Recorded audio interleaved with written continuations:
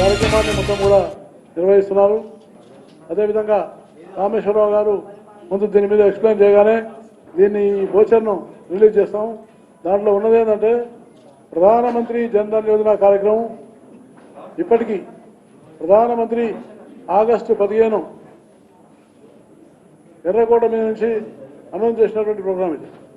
చాలామంది పేదవాళ్లకు banking facility ఇచ్చే ప్రోగ్రాం. ఆనాడు ప్రధానమంత్రి గారు 7.5 కోట్లు జన్ధన్ బీమా యోజన కార్డ్స్, ఏటీఎం కార్డ్స్ ఎలా ఉంటాయో అట్లా రూపే కార్డ్స్ ఇవ్వాలనేటువంటిది వారు టార్గెట్ పెట్టినారు. కానీ ఆ టార్గెట్ ఇప్పుడు అచీవ్మెంట్ అయిపోయింది. 7.5 crores అయిపోయినాయి. ఇప్పుడు దాన్ని 10 crores వరకు టార్గెట్ పెట్టారు. కాబట్టి నేను కూడా నా పార్లమెంట్లో ఇప్పటికే స్టార్ట్ చేసినాను. నా పార్లమెంట్లో సికింద్రాబాద్ పార్లమెంట్లో 100% అందరికీ రూపే కార్డు వచ్చే విధంగా